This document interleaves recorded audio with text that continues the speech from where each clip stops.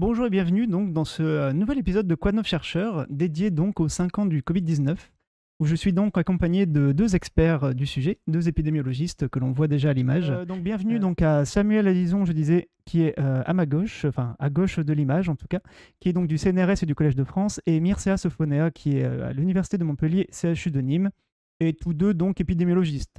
Oui, oui, l'épidémiologie, comme dit Élodie Giroux, c'est une discipline intéressante parce qu'on y vient souvent par différents chemins. Il y en a qui viennent par la médecine, d'autres par les mathématiques. Nous, on y vient plutôt par la biologie et la biologie de l'évolution, mais c'est un champ qui est très interdisciplinaire, en fait.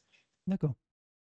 Justement, comment est-ce que vous présenteriez votre parcours pour en être arrivé là? On pourrait peut-être commencer en deux mots, hein, pour vraiment que les gens puissent avoir une idée de quelles étaient vos aspirations initiales.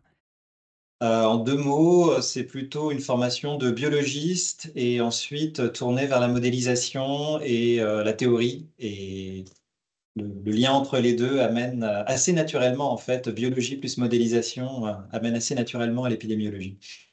Comme. Et bon, pour Monsieur Sofonea. Oui, bonjour à toutes et à tous. C'est exactement le même parcours avec Samuel. C'est ça, en fait, la biologie des populations et la partie de la biologie qui est la plus mathématisée. Et c'est elle qui amène naturellement, en fait, à se poser des questions à la fois sur les espèces dites libres, comme l'humain, et les pathogènes, qui sont des parasites au sens écologique. Et donc forcément des questions qui peuvent relever de la santé, de l'évolution, mais aussi ça peut être de l'écologie.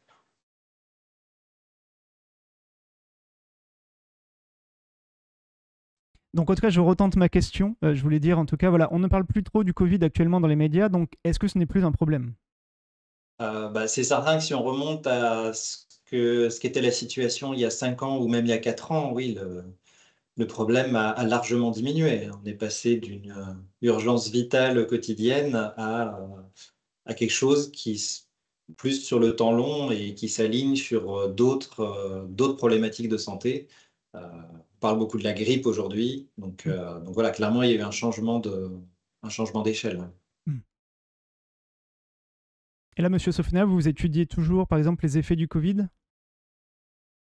Bah, en fait, euh, comme l'a dit Samuel, on n'est plus du tout dans la partie ou la phase aiguë de la pandémie, mais on ne peut pas dire que la pandémie est derrière nous, dans le sens où non seulement on n'a pas les moyens actuellement d'éliminer ce pathogène. Il faut bien comprendre, hein, il y a quatre terminologies en termes de contrôle des maladies infectieuses. Il y a le contrôle en tant que tel qui est le plus faible, hein, c'est-à-dire qu'on n'arrive pas on ne peut pas faire disparaître le pathogène, on peut seulement limiter son incidence, c'est-à-dire le fait qu'il y ait des nouveaux cas, éventuellement ses conséquences sur la santé publique. Il y a ensuite l'élimination, c'est-à-dire le pathogène disparaît d'une région. Il y a l'élimination qui est le fait qu'il ne circule plus dans le monde et l'extinction, il n'y a plus aucun échantillon nulle part de ce pathogène. En fait, pour le moment, il n'y a que la variole qui a été éradiquée en 1980, mais même pas éteinte parce qu'il existe encore des échantillons de variole dans le monde. Et donc, au début, on était sur un contrôle qui qui devait faire face à un risque de saturation du système de soins. Et maintenant, on est dans un contrôle qui est relatif, avec une surveillance qui est aussi bien moins qualitative et quantitative qu'avant. Et donc, les travaux sur lesquels, les travaux que j'essaye de mener, c'est comment essayer d'anticiper les prochaines vagues, au moins au moment où elles démarrent, essayer de voir quelles seront les caractéristiques en termes d'intensité, hauteur du pic, date du pic, parce qu'on est dans une autre période où on a beaucoup moins de données, moins accès à ces données, aussi moins de financement pour faire ces travaux. Et j'insiste sur ce point, même si en ce moment on parle beaucoup de la grippe et à raison, le Covid n'est pas encore entré dans une phase de saisonnalité comme la grippe ou le VRS qui cause les bronchiolites. On n'a pas affaire à des vagues uniques annuelles. Elles ne sont pas stéréotypées. Elles peuvent arriver même à la fin de l'été, comme c'était le cas avec la précédente vague, dont le dernier pic de Covid en France, en métropole en tout cas, c'était à la fin du mois de septembre.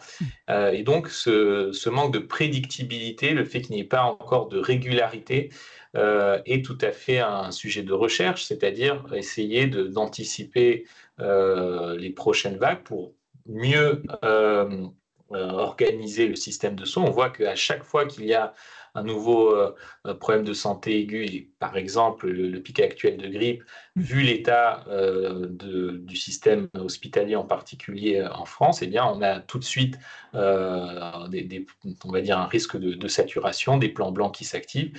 Et donc, il y a, d'un point de vue méthodologique, un sujet de recherche ici, comment, à partir de données qui sont limitées, parcellaires, biaisées, qui ont du retard sur la réalité, essayer eh bien, d'informer le système de santé de la manière la plus robuste possible.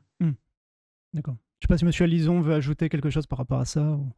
En tout cas, vous voyez, j'ai mis un message en avant. Je sais pas si j'en profite de faire un test pour voir si vous arrivez à le lire, le message sur la grippe, et voir si vous m'entendez bien toujours. On ne sait jamais. Oui, non, tout à fait. Enfin, Mircea a tout à fait raison sur ce côté imprévisible du Covid et qui est même plus compliqué à anticiper qu'il ne l'était finalement il y a 5 ans parce que aujourd'hui, il y a quasiment plus de recueil officiel des cas de Covid en France, en fait. Donc, le suivi est particulièrement compliqué. On parlera peut-être des pistes qui sont explorées pour essayer de contourner ce problème, pour quand même avoir de l'information. Mais oui, Et en lien avec ça, ce qui est difficile à évaluer, c'est ces conséquences du Covid. On peut, par exemple, regarder la mortalité en France. La mortalité, c'est une donnée qui est particulièrement bien étudiée. Il y a même un institut de l'INSERM dont c'est le but d'étudier la mortalité, chaque décès en France, qui publie son rapport sur les décès d'une année sur l'autre.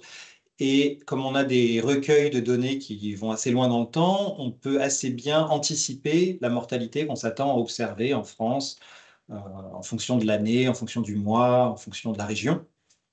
Et on peut comparer du coup la mortalité observée une année donnée par rapport à la moyenne des précédentes années.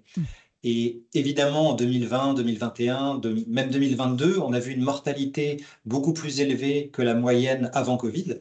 Mais encore en 2023, en fait, on détecte une mortalité en France supérieure à ce qu'elle était avant Covid.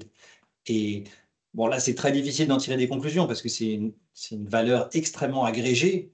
Il y a beaucoup de causes de mortalité. Oui. Mais une des questions qui se posent, c'est des effets plus persistants du Covid. On pense évidemment à ce qu'on appelle le Covid long, aux symptômes, aux séquelles à long terme. Enfin, là, il y a beaucoup d'interrogations là-dessus, mais le point clé, c'est vraiment la difficulté à quantifier et analyser cette épidémie aujourd'hui du fait de l'absence de données, de signaux spécifiques. Oui, d'accord. Je pensais juste rebondir sur une des questions, enfin pas une des questions que j'avais en tête pendant que M. Messia parlait. Vous dites en tout cas que le financement du coup ne sont plus les mêmes. Est-ce que vraiment ça a fortement diminué depuis 2020 pour financer justement vos travaux ou des équipes? Oui, il y a eu des dispositifs spécifiques au printemps 2020 avec des appels d'offres qui étaient écourtés dans leur évaluation. On avait peu de temps pour y répondre. Et ensuite, l'évaluation arrivait assez vite. Il fallait commencer à financer la recherche en temps réel pendant le premier confinement. Et ensuite, ça s'est poursuivi, mais finalement pas si longtemps. Quand on regarde bien, le principal financeur de la recherche publique en France, c'est de l'ANR, l'Agence nationale de la recherche. Et les appels spécifiques Covid, c'est-à-dire qui accueillent exclusivement des sujets autour du Covid, se sont arrêtés en avril 2021. Donc, en fait, ça n'a duré qu'un an. Ensuite, il y a bien eu des appels avec plus ou moins de coloration maladies infectieuses émergentes, mais on n'est pas du tout sur les mêmes budgets, déjà sur les mêmes facilités et la même enveloppe. Et ensuite, ça se distribue sur l'ensemble des maladies infectieuses. Vous savez qu'il n'y a pas que des virus respiratoires, il y a aussi les arboviroses, il y a aussi l'antibiorésistance. Mais à titre d'information, vous savez, donc en France, on a plusieurs institutions qui sont en charge de la santé publique, en particulier des maladies infectieuses, des épidémies. L'Institut Pasteur, Santé publique France. Aux États-Unis, c'est un peu les deux, c'est le CDC, le Center for Disease Control and Prevention. Et ça, c'est un institut qui est extrêmement puissant, qui est une référence mondiale. Et il y a 1 an et demi, ils ont, donc on était quand même, on était en 2023, ils ont créé un dispositif financé à hauteur de 262 millions d'euros pour poursuivre la recherche, pour capitaliser sur ce qui a été fait sur uniquement l'épidémiologie du Covid-19, pour anticiper les futures pandémies et être plus réactif. Et on ne parle que de la méthodologie, donc que de l'épidémiologie quantitative, donc les aspects mathématiques, statistiques, computationnels. En même France, pas du soin, là, en fait. On parle vraiment que de la surveillance. Exactement, surveillance, modélisation, et on n'a aucun équivalent en France. Il y a bien un regroupement, un réseau de travail qu'on appelle l'action coordonnée modélisation de la NRS-MIE. Là, on est sur quelques milliers d'euros par an. Vous voyez qu'on n'est pas du tout sur les mêmes montants. Oui. Alors, je fais une petite pause juste pour dire que je vois quelqu'un dans le chat qui met des messages et en fait, il s'affiche automatiquement comme banni parce qu'en fait, il y a je crois que les mots pandémie et Covid ne sont pas acceptés par, par Twitch apparemment parce que bon, il y avait 2 questions qui sont passées de côté, je peux les lire en tout cas. C'était le système de santé a-t-il mis en place de nouvelles stratégies pour faire face aux pandémies futures? Donc, vous avez commencé à y répondre un peu, même si on pourra aller plus loin. Et une question aussi par rapport à Sanofi a sûrement beaucoup apporté à la recherche contre le Covid. Voilà, donc en tout cas les 2 questions, désolé pour la personne qui s'est fait un peu couper ses questions. Mais apparemment, évitez d'utiliser les mots Covid et pandémie pour les questions. Ça, alors on va remplacer Covid par Schtroumpf et voilà, c'est ça. Par Sals pareil.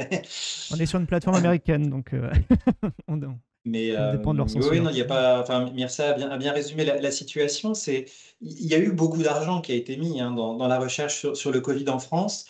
Un des soucis qu'on a en France, c'est le hiatus de plus en plus grand, l'écart entre la recherche et surtout la recherche fondamentale et un peu une grande partie des composantes de la société française, à commencer par le monde politique, mais pas que.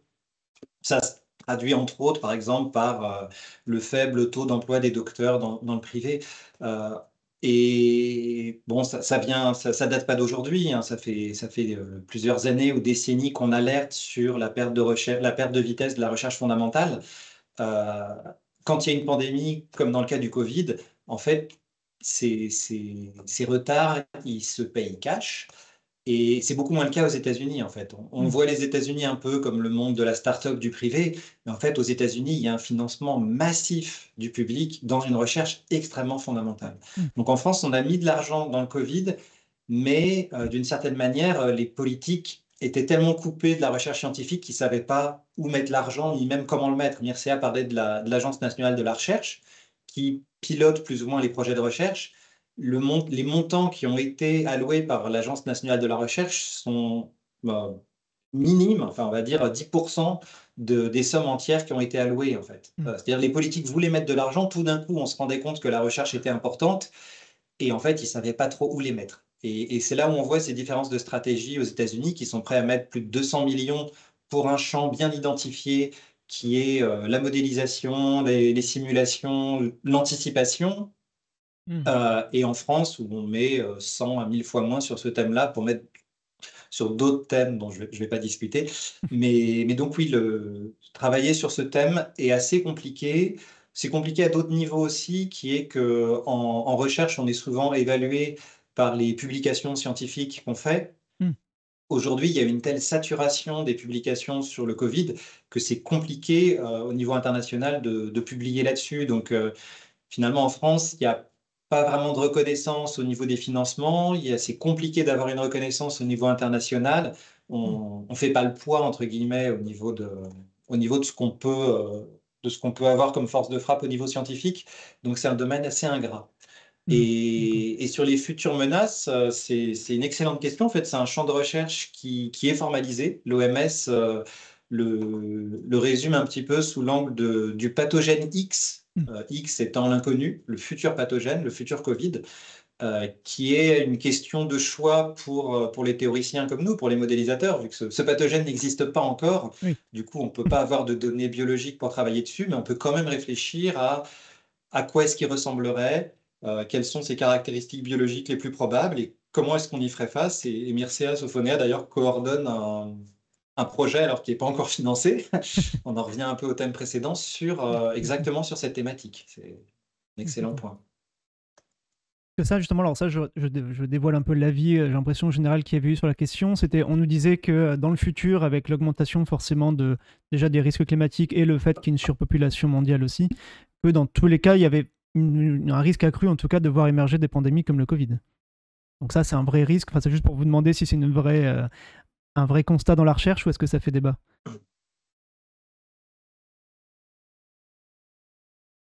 Vous avez entendu, pardon? Je ne sais pas si ça a coupé. Oui, je réfléchissais. Enfin, une des choses qui me venait en tête, c'est que bon, il y a toute une littérature sur le fait que les épidémies, les maladies infectieuses, d'une certaine manière, coévoluent avec nos sociétés, que nos modes de vie, en fait, vont créer des niches pour différents parasites. Et ça fait longtemps qu'on dit que la mondialisation, la globalisation, par exemple, le fait qu'on puisse aller d'un bout à l'autre de la planète en quelques heures, en quelques jours, favorise cette propagation des maladies infectieuses. Mais je voulais aussi ajouter que c'est quelque chose qui est pas entièrement nouveau non plus, hein. On peut remonter à la grippe dite espagnole de 1918-1919, qui a été extrêmement meurtrière, qui a fait le tour de la planète aussi. Donc on sait que ce risque-là existe. Le Covid est venu nous le rappeler. Je ne l'ai pas mentionné, mais on peut aussi parler de l'épidémie de VIH, qui est un virus complètement différent. Donc, on n'a pas ce côté explosif qu'il y avait avec le Covid, où en quelques semaines, la planète était atteinte. Mais en termes de décès, le VIH a aussi été, et puis même historiquement, c'est vraiment aussi un tournant qui a un peu cassé l'optimisme des années 60. Donc, je dirais cette émergence de maladies infectieuses, il y a cette illusion qu'on peut se débarrasser des maladies infectieuses. On sait depuis un moment que voilà, c'est une illusion. Après, il est vrai que une baisse des moyens alloués à la santé publique et à la prévention et tout ce qui va augmenter les contacts entre la faune sauvage et les populations, tout ça, on sait que c'est des facteurs de risque. Et voilà, il y a des exemples, des cas d'exemples qui permettent de le décrire assez bien. D'accord. Alors, je vais enchaîner, du coup, j'avais une question qui était passée, et ça nous permettra de parler un peu plus de votre métier au quotidien, tous les deux, d'épidémiologie. Je vous mets la question en avant, comme ça vous la verrez. Voilà, une question de Philémon Marbecoin. Lorsqu'on vous entend parler d'archives, de données, de quantification, cela semble plus relever de la statistique que de la biologie. Comment se répartissent les deux spécialités dans vos équipes? Alors, on a reperdu le son, mais on a la question, donc tout va bien. C'est une question qui est qui soulève des questions historiques en fait en biologie et en médecine. On a beaucoup eu en biologie et on le retrouve un peu en médecine une division entre ce que Ernst Mayr appelait les deux biologies. Une biologie qui est plutôt basée sur les aspects fonctionnels, comment fonctionnent les systèmes biologiques, et qui a connu son essor avec toute la biologie moléculaire, le séquençage. et une biologie qui est plutôt une biologie des populations. Et l'exemple, c'est vraiment la biologie d'évolution. En fait, on a une biologie qui va se demander plutôt comment ça fonctionne et une autre qui va plutôt se demander pourquoi. Et dans cette biologie des populations, ces aspects de quantification, de statistiques sont essentiels parce l'unité, c'est la population, c'est un ensemble d'individus. Et ces aspects-là ont beaucoup plus disparu dans la biologie fondamentale, dans la biologie fonctionnelle, qui se concentrait sur une protéine, une cellule. Et on retrouve un petit peu ça en médecine aussi. Il y a eu un peu une médecine qui a été beaucoup marginalisée, qui était la médecine des populations, qui s'intéressait à, on va dire, beaucoup plus la santé publique, Mm. au profit d'une médecine qui a beaucoup plus le vent en poupe, qu'on parle de médecine personnalisée, qui est une médecine qui va vraiment se focaliser sur un patient indépendamment du reste du monde. Et donc, souvent, quand on va avoir affaire aux populations, on va avoir cette tradition d'utiliser beaucoup plus les statistiques. Mm. Et c'est ça qui explique le fait que, comme Mirza et moi, on vient de cette biologie des populations, des sciences de l'écologie et de l'évolution, c'est un domaine qui est extrêmement interdisciplinaire où un exemple que je prends souvent, c'est quand vous écrivez un article de modélisation, donc avec des Mhm. équations, et vous allez décrire la dynamique de population d'une espèce donnée de rongeurs dans l'Himalaya. Vous savez que votre article va pouvoir être évalué par des modélisateurs, mais aussi par des biologistes qui font des expériences. En biologie de l'évolution, c'est assez courant. Avec un collègue, Olivier Thomine, on avait contribué à la mise en place d'un algorithme de simulation extrêmement détaillé. Mm. Mais en fait, la difficulté, c'est pour ça qu'il y a besoin de... On se dit souvent, pourquoi pas confier tout ça aux mathématiciens, aux physiciens? On l'a vu pendant Covid. Il y a une énorme plus-value à connaître la biologie d'un système pour le modéliser. Si vous abordez un système biologique d'un point de vue complètement extérieur, c'est extrêmement difficile. Une des Ok. raisons étant que la biologie n'a pas vraiment de sens. Et donc, il faut avoir un peu Mm. cette habitude des particularités d'un système pour le modéliser. D'accord. Alors désolé, ça a dû couper quelques secondes au moment où quand j'ai montré l'article. Petit problème de son. Décidément, aujourd'hui, ce sera le son qui sera le problème principal. Il y a une très belle vidéo dans l'article. Je ne sais Dans pas si celle-ci, Mircea oui. veut rajouter quelque chose sur nos Oui, j'étais statistiques. dessus sur les. Alors attendez, je vais tenter. J'espère que le son marchera toujours. Là, je pense que là, le son doit être bon. Voilà. Non, mais c'est tout à fait ça. Il y a un véritable besoin, compte tenu des enjeux actuellement et des modèles ou des méthodes de manière générale, à comprendre finement le problème biologique. Et on ne peut pas uniquement se contenter de développement méthodologique isolé ou uniquement de réductionnisme mécanistique, hein, c'est-à-dire savoir exactement quelle protéine est impliquée dans telle pathologie. Et il y a tout un gradient en fait de formation. Pour le moment, disons de formation individuelle, parce que pour le moment en France c'est assez difficile. Hein, il y a pas pour arriver à faire ce qu'on fait avec Samuel. C'est vrai qu'on s'est un peu construit notre parcours. Il n'y a pas suffisamment de formation qui permet d'arriver exactement à ce type de recherche. Donc, il faut avoir fait aussi bien de la biologie, des mathématiques, un peu d'informatique. Il y a aussi des physiciens qui interviennent dans ce champ. Donc, c'est un peu à la carte. Mais venir de la biologie, c'est absolument essentiel pour pas tomber dans l'écueil qui est je maîtrise très bien un type de modèle mathématique et je vais trouver une situation biologique qui serait un prétexte pour l'appliquer. Mm. Là, c'est vraiment, on a un problème biologique qu'on comprend, on arrive à lire la littérature jusqu'à l'immunologie, là, ça devient vraiment très difficile, c'est parce qu'on rentre dans l'ultra mécanistique. Et une fois qu'on a compris ça, quels sont les outils mathématiques qui peuvent être complémentaires? Ça peut être des équations différentielles, des processus stochastiques, ça peut être D'ailleurs, des c'est vrai graphes. que j'ai pas défini le terme, mais le processus stochastique, c'est quelque chose qu'on retrouve souvent dans l'épidémiologie. En quelques mots, comment est-ce que vous le décririez? C'est la branche des mathématiques qui s'intéresse aux probabilités, aux événements qu'on peut modéliser par des probabilités, mais qui se répètent dans le temps. D'accord. C'est-à-dire que vous connaissez normalement les probabilités élémentaires que l'on commence à voir à la fin du collège et éventuellement au lycée, quelle est la probabilité que le dé tombe sur un nombre pair.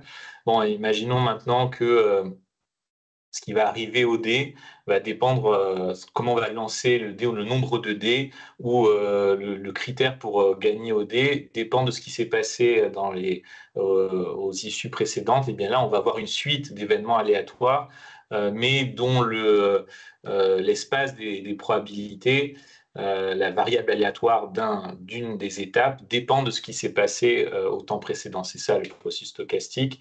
Et évidemment, il y a énormément à l'intérieur, il y a plusieurs, on va dire, types de modèles en fonction de ce que l'on souhaite conserver comme propriété essentielle au phénomène. Parce qu'en fait, ce qu'il faut bien voir, hein, je vois qu'il y a d'autres questions sur la modélisation et c'est très important de faire ce point-là, c'est que il faut admettre, je veux dire, il n'y a personne qui le cache, hein, on n'essaie pas de dire qu'on représente la réalité telle qu'elle est, c'est impossible. Un modèle, par simplification d'un phénomène réel, qui est doté d'un certain formalisme, c'est un cadre de travail, donc un formalisme, des notations, des propriétés, éventuellement des théorèmes qu'on emprunte aux mathématiques. Ça peut être purement statistique, purement computationnel aussi. Et cette simplification, en fait, elle est arbitraire. Elle procède d'une compréhension du phénomène qu'on essaye de modéliser. C'est pour ça qu'un background biologique est essentiel. Et cet arbitraire de la simplification, quelles sont les propriétés, quelles sont les sous-parties du phénomène, ou les processus qui nous semblent être clés pour comprendre, anticiper, évaluer le phénomène naturel, donc ici les maladies infectieuses.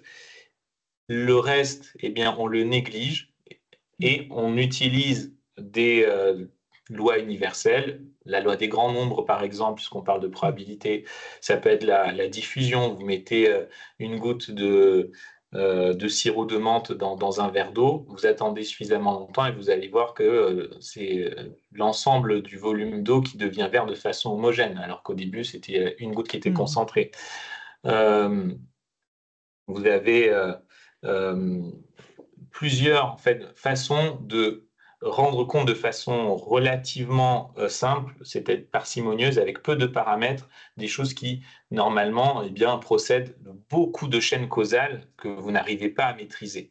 Et donc, la modélisation, c'est ça, c'est pas on n'a pas de prétention de tout décrire, mais de rendre compte avec un minimum d'hypothèses de l'essentiel du phénomène pour répondre à une question précise qu'on a définie à l'avance, c'est-à-dire soit c'est la compréhension, soit c'est l'évaluation, soit c'est l'anticipation.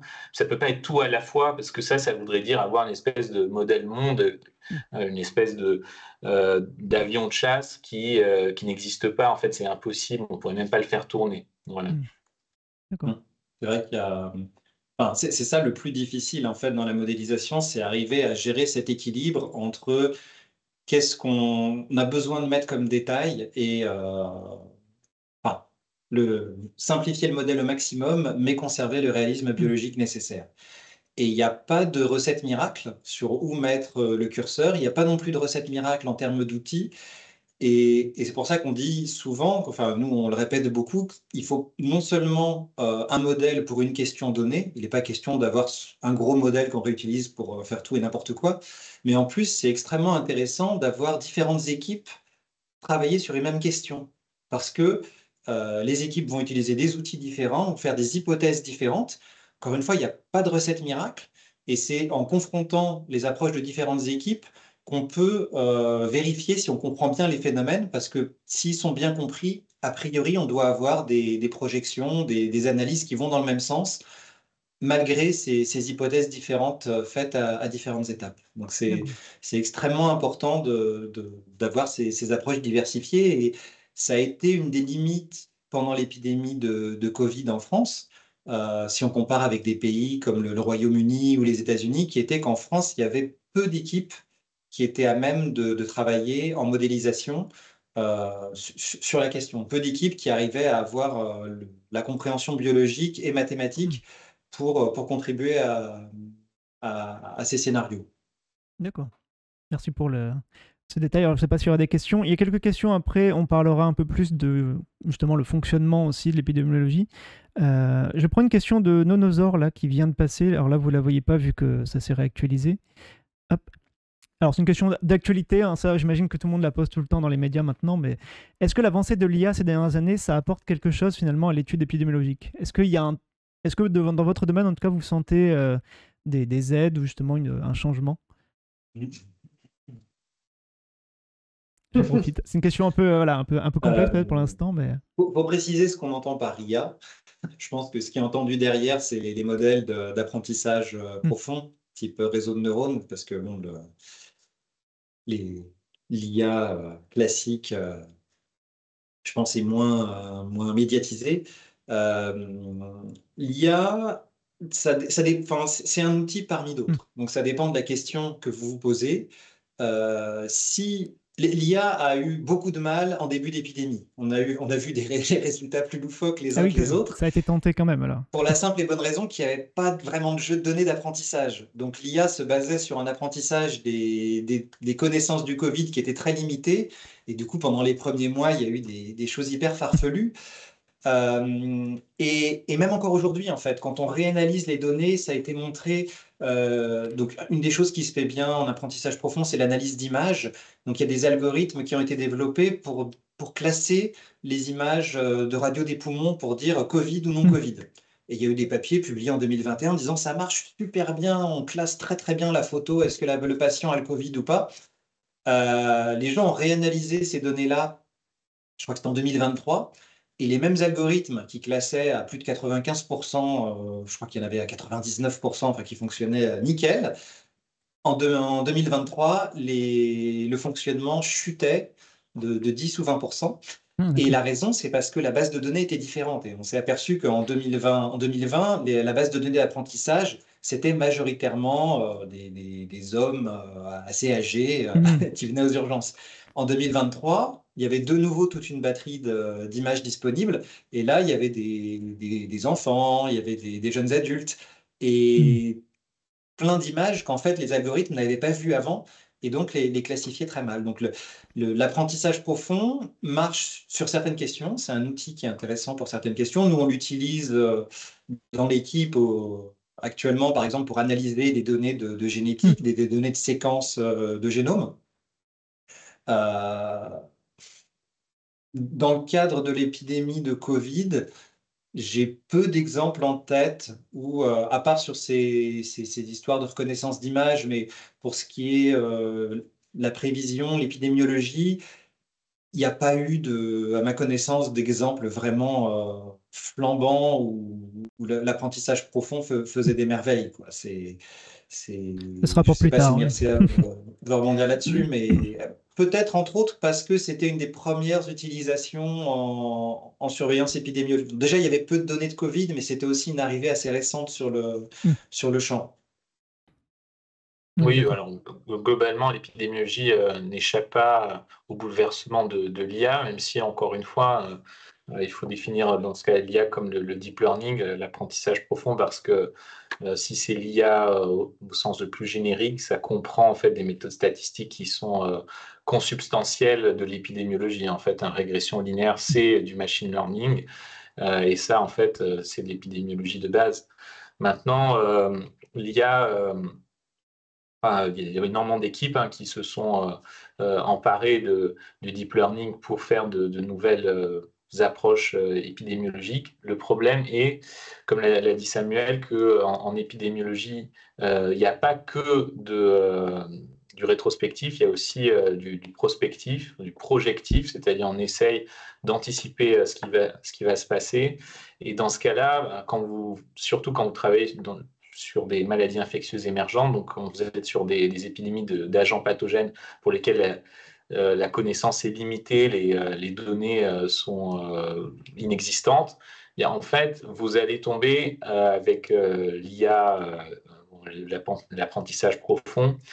Vous allez devoir vous baser sur le passé qui ne sera peut-être pas un bon match pour la suite, et vous allez essentiellement faire une forme IA du raisonnement par analogie. Et regardez ce qui s'est passé avec le Covid, parce que le SARS-CoV-2, c'est cousin du SARS-CoV-1, qui avait fait moins de 900 décès dans le monde en 2002-2003.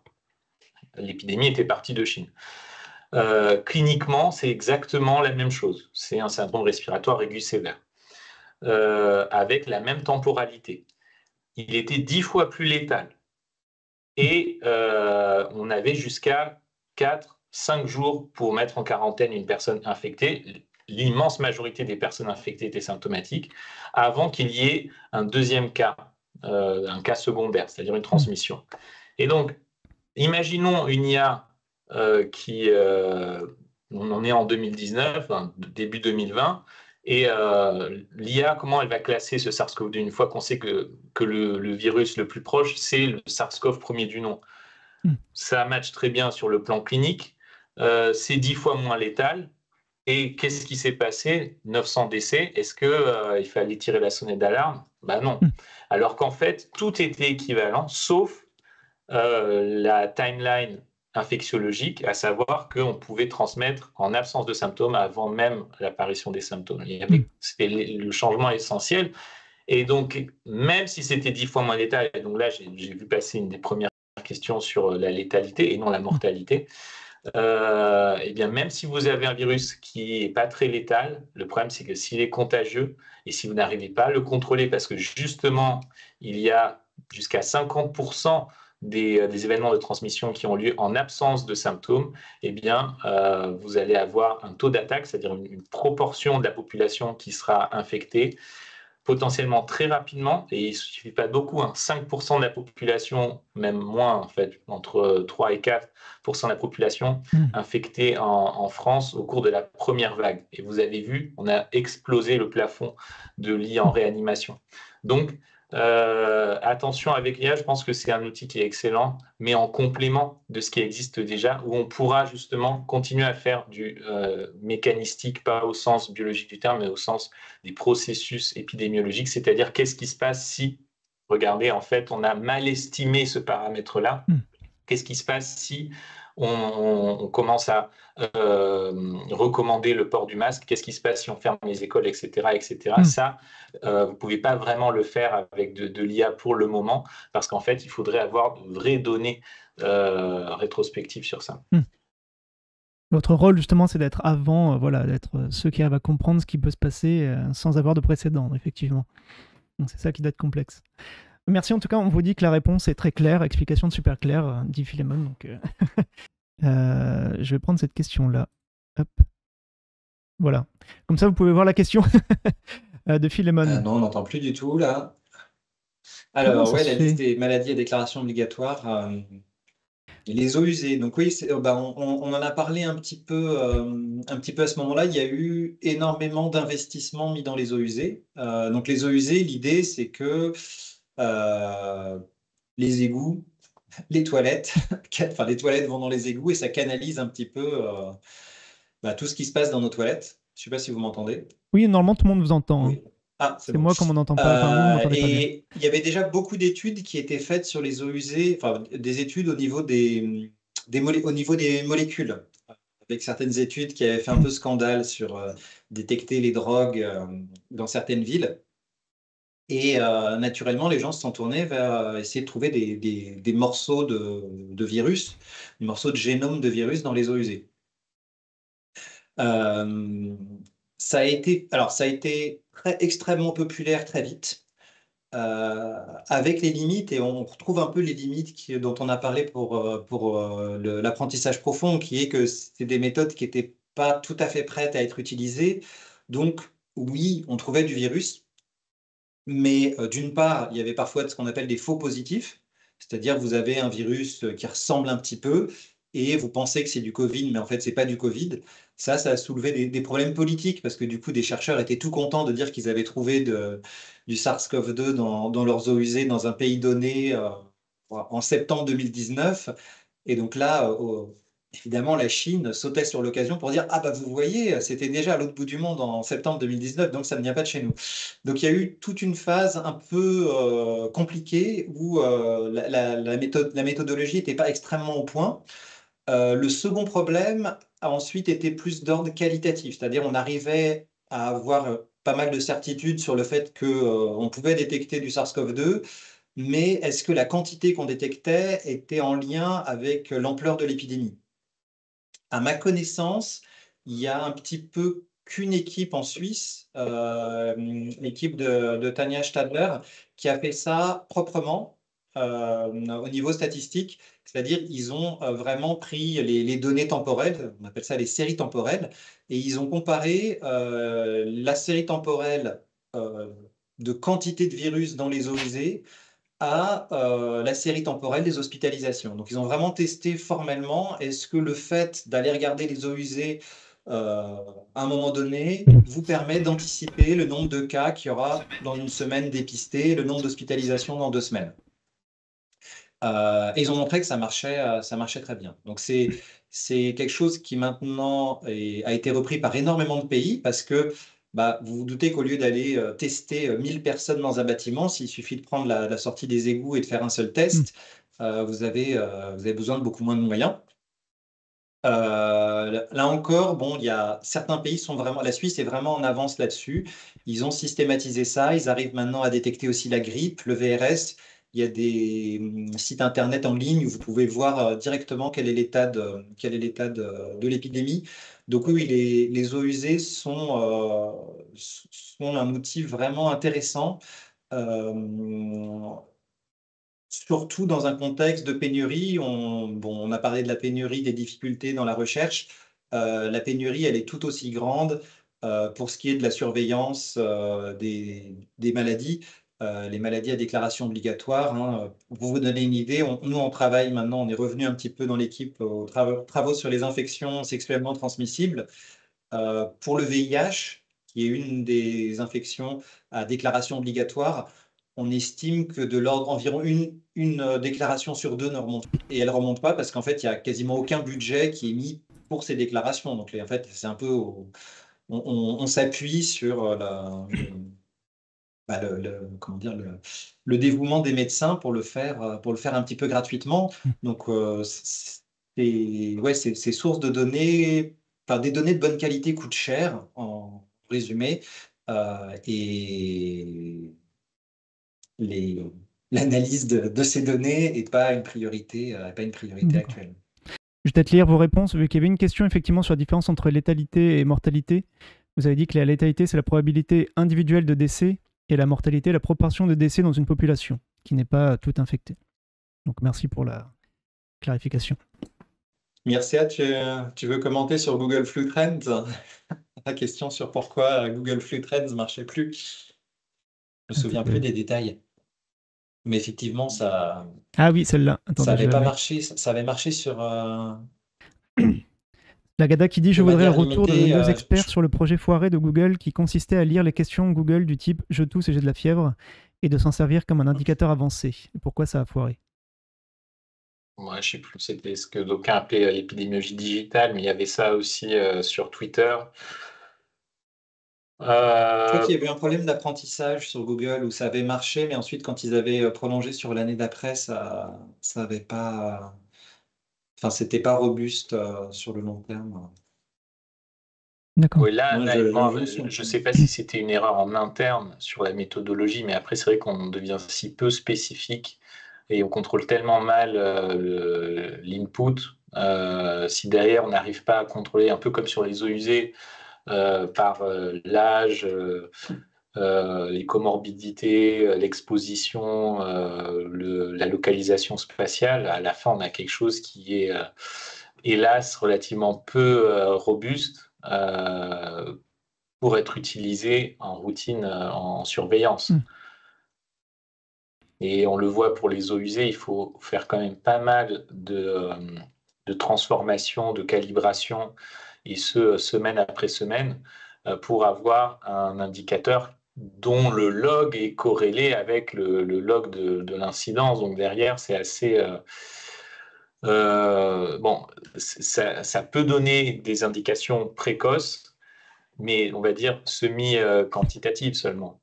On aura quand même assez de mal à avoir quelque chose de plus précis. Et quand il s'agit par exemple, quand on a un nouveau variant ou un nouveau sous-variant, ça on peut en parler, hein, de l'évolution du SARS-CoV-2, eh bien on essaye d'avoir quand même une estimation assez rapidement de son nouveau phénotype, c'est-à-dire est-ce qu'il est plus transmissible, est-ce qu'il échappe au système immunitaire, en particulier pour les personnes qui ont été récemment vaccinées ou qui seront vaccinées avec le futur vaccin, mais qui est conçu sur le variant précédent. Est-ce qu'il est plus virulent? Et c'est sûr que ce type d'outil ne pourra jamais remplacer des suivis en vie réelle. D'accord. J'en profitais pour montrer le lien transmis par Samuel aussi sur le suivi des eaux usées. Oui, c'était pour illustrer. Puis en fait, c'est le lien avec ces variants dont vient de parler Mircea. Là, vous l'avez en fond d'écran. C'est-à-dire que l'équipe de Tania Stadler, maintenant, ils ont mis en place cette plateforme. C'est aussi là où c'est un tour de force au niveau implémentation de la recherche. C'est-à-dire ce qui était un projet de recherche plutôt fondamental, a montré qu'il était possible d'utiliser les eaux usées pour estimer d'abord la présence de Covid. Ensuite, là, vous voyez sur les graphiques la fréquence des différents variants. C'est fait dans les différents cantons de Suisse et ils ont réussi à pérenniser ça. Bon, évidemment, en Suisse, comme ils sont un paradis fiscal, ils ont pas mal de financement et ça facilite les choses, mais c'est extrêmement beau, quoi. C'est-à-dire que vous pouvez visualiser quelle est la prévalence des, des différents variants dans votre canton en Suisse, et ils font la même chose pour la grippe et je crois VRS. Donc, clairement, c'est un outil très très puissant pour la santé publique. Je remontrais, tout à l'heure, j'avais montré en fond d'écran, en fait, mais je le remontrais tant que mon son marche à peu près, que ça, c'est le travail auquel vous avez tous les deux participé pour montrer finalement l'évolution aussi de la pandémie en France. Ouais. Voilà, c'est finalement derrière toutes les... C'est un tour de force, c'est un tour de force. Enfin, c'est ce qu'on appelle un modèle individu centré. Donc, chaque individu est modélisé. C'est un travail d'Olivier Thomine qui a extrait les données d'OpenStreetMap et réussi à simuler 66 millions d'individus et comment ces individus bougent entre les bâtiments d'OpenStreetMap tous les jours. Et là où c'est encore plus un tour de force, parce que 66 millions d'agents, c'est extrêmement... Enfin, ils sont géolocalisés, hein. C'est hyper impressionnant, mais en plus, le nombre de paramètres utilisés pour simuler tout ça est inférieur à 10. Donc il y a très peu de paramètres, la plupart sont informés, très peu de paramètres qu'on appelle libres. Libre, c'est quand on fixe le paramètre au doigt mouillé. Donc à ce niveau-là, c'est vraiment un tour de force. Souvent, on a vu dans Covid des modèles comme ça, individu centrés, mais qui avaient 400 paramètres où tout est mis un peu au hasard. Là, et du coup, c'est assez intéressant. Après, on avait un des enseignements, vous voyez, l'épidémie partait de Paris, et vous voyez comme ça, donc c'est une simulation d'épidémie. On pourrait parler un peu Avec du la courbe en bas, pathogénix, en bien fait. sûr. Une future épidémie qui partirait de Paris. Vous voyez ces vagues qui touchent les centres urbains les uns après les autres. Et au final, quand vous regardez au niveau national, en rouge, c'est la courbe résultante.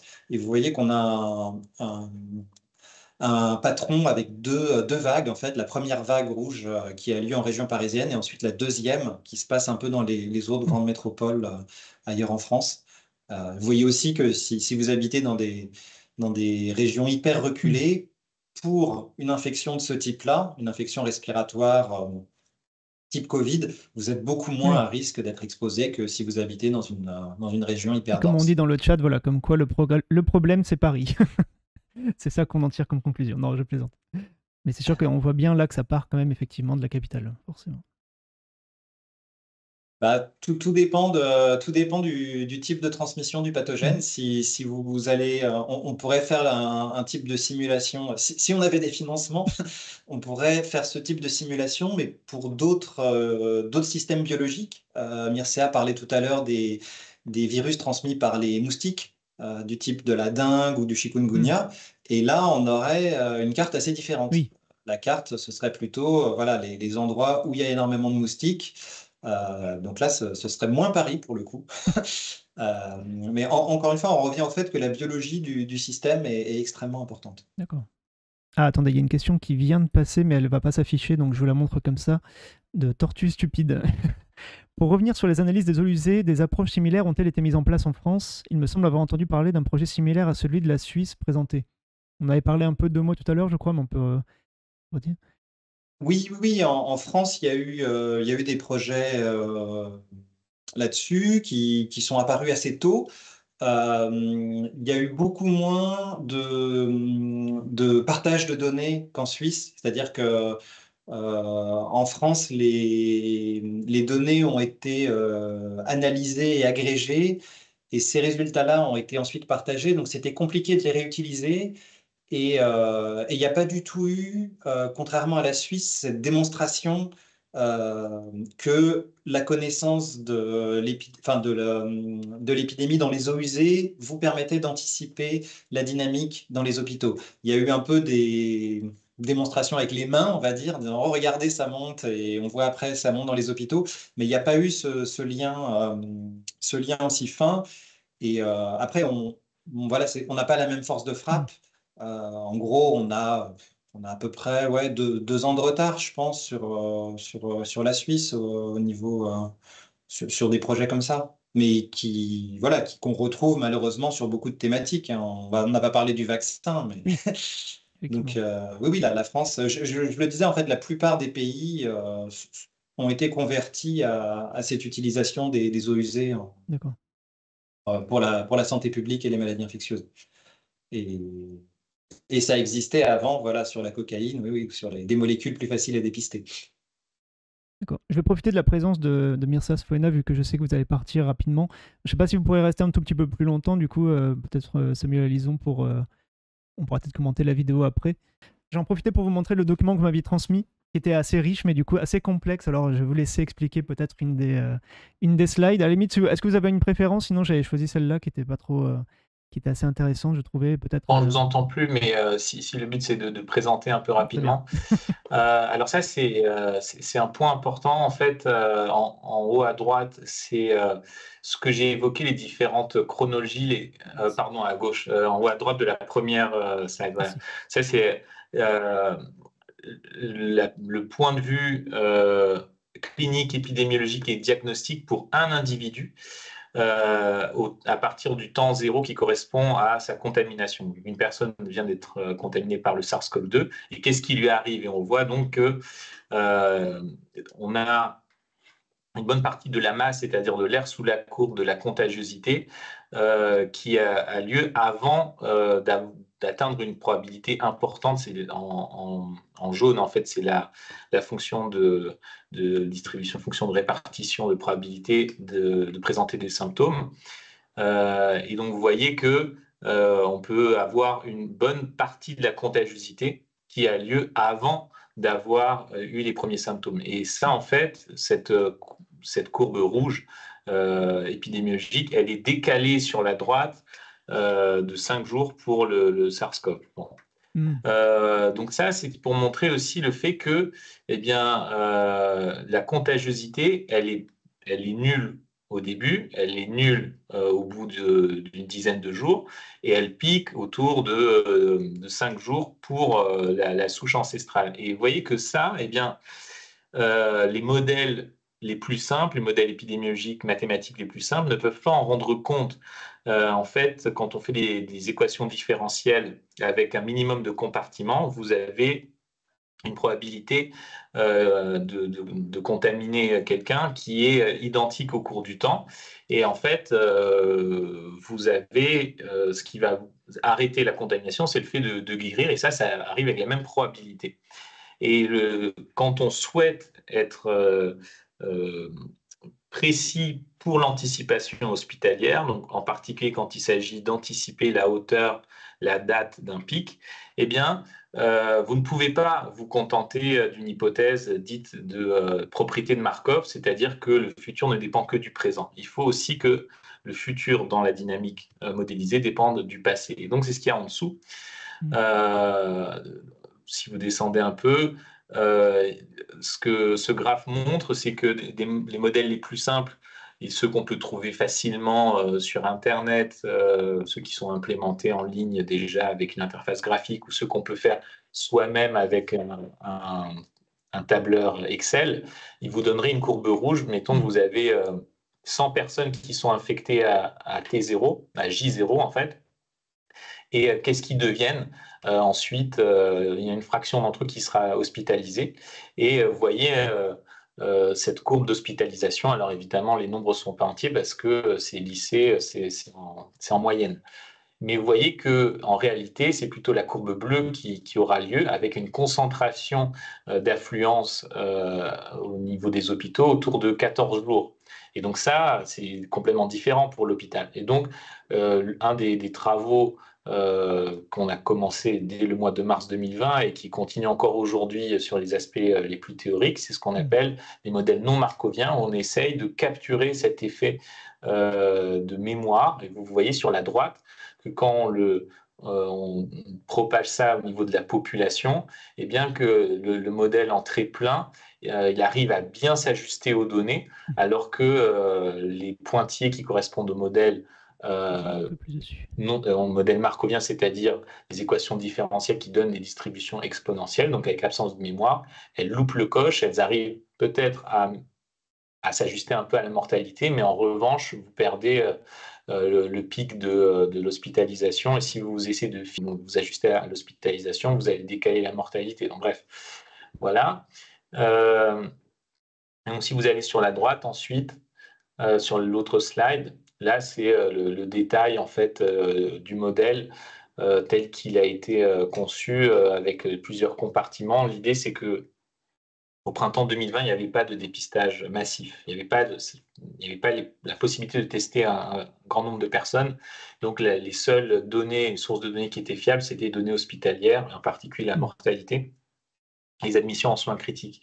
Et donc, en fait, tout le modèle avait pour objectif de reconstituer la propagation de l'épidémie en population générale à partir de ce qui se passait à l'hôpital. Donc, en fait, on avait besoin de modéliser ce qui se passait à l'hôpital pour inférer ce qui se passait en population générale. Et une fois qu'on avait ça, on extrapolait la dynamique en prenant en compte le fait qu'il y ait des immunisations, puis ensuite la vaccination, et c'est ce qui est indiqué ici.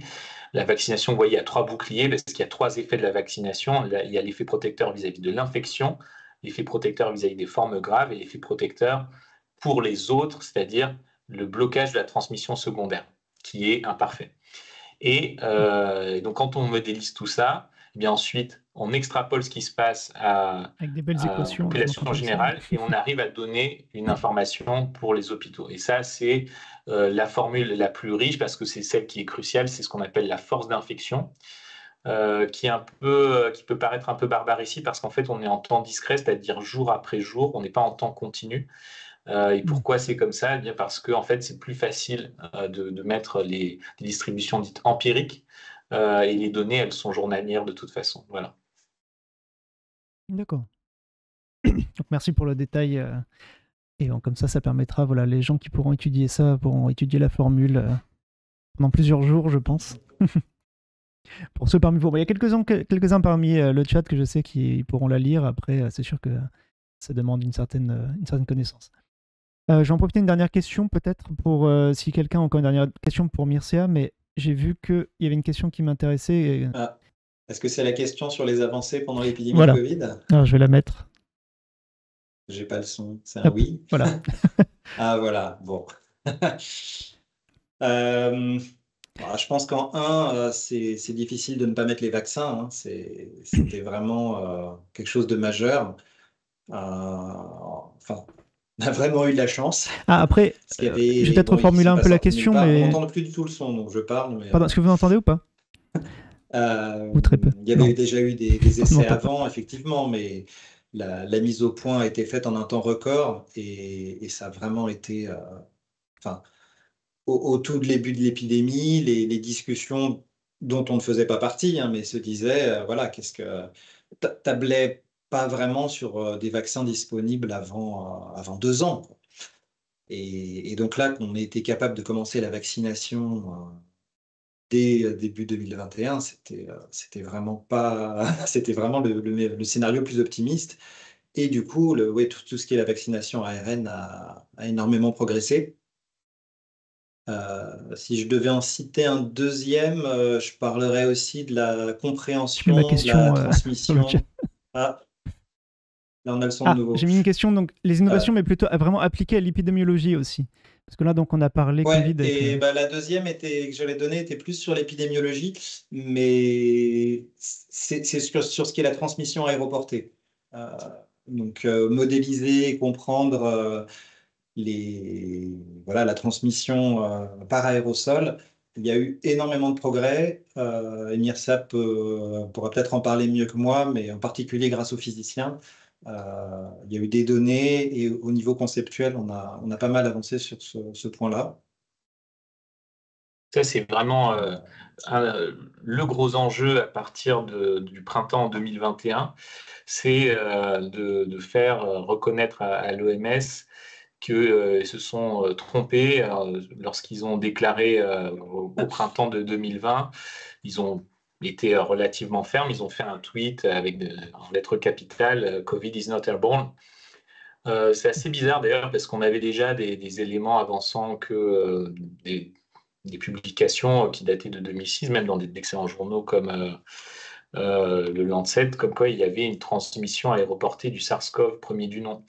Mais ça venait d'une littérature qui est moins centrale en médecine, c'est la biophysique, en particulier la biophysique des aérosols et ce qu'on appelle la biologie de la transmission. Et il se trouve que ça change absolument tout quand on classifie un pathogène de transmission par gouttelette à transmission par aérosol. Parce que pour les transmissions par gouttelette, un masque chirurgical suffit, une distance de 1 à 2 mètres, et ça varie selon les pays, suffit, et on se lave les mains. Alors qu'en fait, transmission par aérosol, c'est plutôt un masque FFP2, la distance ne compte pas, c'est l'aération, le volume de la pièce. On peut très bien se faire infecter par quelqu'un qui n'est plus dans la pièce. Et la prévention, elle n'est plus individuelle mais collective. On l'a complètement différent et le problème, c'est qu'il a fallu attendre presque 2 ans pour que l'OMS reconnaisse que le SARS-CoV-2 est aéroporté. Et c'est seulement l'an dernier, en avril dernier, qu'ils ont enfin publié un communiqué où ils font la synthèse de ces deux types de transmission qui en fait sont liés parce qu'il y a un continuum entre les grosses gouttelettes et les aérosols. Il n'y a pas de cut-off, c'est ce qu'on appelle un paradoxe Sorite plutôt. Et donc on doit parler maintenant de transmission par l'air. Et c'est-à-dire que c'est aussi bien des grosses gouttelettes que des petites gouttelettes respiratoires. Et ça, je pense que c'est absolument... Enfin, ça paraît pas énorme comme ça en termes d'avancée. C'est difficile à démontrer. En revanche, parce que je ne peux pas vraiment faire d'essais cliniques sur ça, il faut avoir un faisceau d'arguments. Il y en avait assez tôt, y compris chez l'animal, des situations. Vous savez qu'en Chine, les couloirs des hôtels étaient filmés 24 heures sur 24, et en fait, on a pu documenter comme ça un cas de transmission par le couloir. Une personne infectée ouvre sa porte. Plus tard, quelques minutes plus tard, en face dans le couloir, mais sans que ces personnes se croisent, une autre personne ouvre la porte et cette personne sera contaminée. Et en fait, c'est parce que il y aura eu un flux d'air via le couloir de ces aérosols. Voilà. Et tous ces arguments-là, eh bien maintenant, vont dans le sens d'une transmission aéroportée. Et j'espère que ce sera ce paradigme-là qui prévaudra pour le prochain virus respiratoire émergent et qui permettra de mettre en place plus rapidement des mesures d'amélioration, de prévention, donc amélioration de la qualité de l'air intérieur et de prévention de la transmission aéroportée. D'accord. Donc on peut remercier la Chine et ses presque incarcération en hôtel, donc très surveillé. Au moins ça aide pour l'épidémiologie. On va dire ça comme ça. Bon, avant que Mirsap parte, je voudrais vous poser une dernière question à tous les deux. Je ne sais pas si vous m'entendez bien du coup. Ça a un peu baissé, mais bon. J'aurais bien voulu poser une question sur que pensez-vous de l'évolution du traitement médiatique depuis la fin du Covid ? Est-ce qu'il y a eu une prise de conscience des médias selon vous, ou est-ce qu'on est revenu finalement comme avant ? Déjà que vous disiez fin du Covid déjà, c'est une erreur. est un peu tendancieux. La fin de la période médiatique du Covid, justement. On peut le dire comme ça. Je ne sais pas si on est les plus qualifiés pour répondre à ça. Enfin, je pense qu'il y a clairement des effets il faudrait des sociologues des médias pour répondre, mais les médias fonctionnent assez souvent dans l'urgence, dans l'instant court. Ce qui a plus d'un an et demi n'existe pas en fait au niveau médiatique. Donc de fait, une priorité en chassant l'autre, oui, ça a changé. Euh, euh, Après, on nous demande souvent si, mais c'est au-delà du niveau médiatique, hein, c'est si un nouveau pathogène arrivait, est-ce qu'on a tiré les Oui. enseignements? Mm. Et là, on peut répondre avec pas mal d'éléments que non, ça n'aurait pas vraiment Oui. changé. Il y a eu l'exemple de Mpox, là, qui a anciennement appelé la variole du Mm. singe, où on a revécu un petit peu les mêmes étapes au niveau des aberrations réglementaires, au niveau du partage des Mm. données, enfin, un peu tous les niveaux. Euh, on s'est retrouvé téléporté dans le temps. Donc malheureusement, la prise de conscience, elle est limitée, on va dire. D'accord. Et merci encore à Mircea Sophonéa, pardon, de répondre dans le chat sur les Merci, questions je vais liées au devoir vous masque. laisser, mais Et ce voilà, oui, fut il est un 16h20, donc plaisir et à plaisir la partagé. prochaine. Merci encore. Et je vous Voilà. laisse Merci. entre les excellentes mains de Samuel. Voilà pour conclure. Merci encore en tout cas à vous. Et bonne Bonne journée. journée, merci. Bon week-end. Donc si les gens avec d'autres Il y avait questions. une question sur est-ce que les masques bloquent. Donc c'est là où la biophysique est intéressante parce que on peut modéliser la proportion de particules virales qui sont bloquées dans un sens ou dans l'autre par un masque. Et, euh, et donc c'est là aussi où Mircea a parlé du contexte. Votre risque d'être infecté va dépendre de ce que vous portez comme masque, mais va dépendre de l'environnement aussi. Est-ce que la pièce est ventilée ou pas? Combien de personnes sont infectées? Quelle est l'activité? On sait aussi que typiquement quand il y avait des chorales euh, ou des personnes parlant très fort, la quantité de particules virales excrétées augmente. Et donc aujourd'hui, il y a des modèles de biophysique qui arrivent à calculer ça, à calculer le fait que les particules virales sont prises dans des gouttelettes d'eau, et vous pouvez calculer en fait combien de temps ces particules virales restent en suspension, et donc vraiment modéliser l'ensemble du processus et voir le masque va effectivement bloquer une partie des particules virales émises, et aussi de votre côté bloquer une partie des particules inspirées. Ce qu'on sait moins, c'est quel est le lien entre la quantité de virus que vous inspirez et le risque de développer l'infection. Il y a clairement les deux sont liés, mais quelle est la tête de la fonction qui lie les deux est moins Mm. connue. Et donc, en tout cas, oui, c'est un des points sur lesquels l'épidémie a permis de progresser. Je vous prends une autre question rapidement. Enfin, c'est plus une remarque en tout cas de Philémon. FFP3, c'est encore autre chose. Une valve permet d'interdire aux chirurgiens de recevoir, et tant pis pour l'entourage. C'est encore autre chose, effectivement. D'accord. Alors, je n'ai plus trop le son, mais Bon, oui, il y avait des masques qui permettaient qui étaient dans un seul sens. Donc, je dis, le R0 là qu'on voit à l'écran, qui est de 3, c'était vraiment le R0 pour les lignées initiales de Covid, de SARS-CoV-2. Une des observations a été que les variants euh, avaient évolué et avaient des R0 plus élevés. Ils étaient en fait plus contagieux. Il y avait une question tout à l'heure sur les variants et la létalité, le risque de décéder si vous étiez infecté par les variants. Et au début, on voyait un lien entre cette augmentation de contagiosité, cette augmentation de R0, et l'augmentation de cette virulence. Le variant alpha, vous aviez plus de risques de décéder du variant alpha que de décéder des lignées ancestrales. Vous aviez plus de risques de décéder du variant delta que de décéder du variant alpha. Et avec Omicron, là, les choses ont un petit peu changé. On pense qu'Omicron, au niveau de la virulence, était à peu près équivalent aux lignées ancestrales. En revanche, Omicron échappait à l'immunité. Et donc là, l'épidémie est rentrée un peu dans une deuxième phase. Dans la première phase de l'épidémie de Covid, l'aspect darwinien, la sélection naturelle qui agissait sur le virus, sélectionnait des souches de plus en plus contagieuses et d'une certaine manière aussi plus virulentes. Et donc voilà. Et du coup, avec Omicron, la sélection naturelle, en fait, et c'est toujours le même type de processus évolutif qui est à l'œuvre aujourd'hui. Il y a une sélection pour l'échappement immunitaire, c'est-à-dire que les variants de Covid qui sont favorisés, c'est ceux qui parviennent à infecter des autres déjà immunisés. Et c'est ça qui explique qu'on ait toujours des vagues Mm. à répétition. Et on revient un petit peu à la première intervention de Mircea Sophonéa, mais aujourd'hui, on est toujours dans un contexte où ces émergences de nouveaux variants sont largement imprévisibles. Et c'est pour ça qu'on a des vagues épidémiques de Covid même pendant l'été, Mm. ce qu'on ne voit pas du tout sur beaucoup d'autres virus respiratoires. D'accord. J'en profite pour une question qui vient de passer. C'est vrai que je voulais vous la poser aussi et j'ai oublié de la poser à tous les deux. C'est est-ce que vous avez déjà joué au jeu Plague Inc., qui est assez connu apparemment pour simuler comment dire, des propagations de maladies?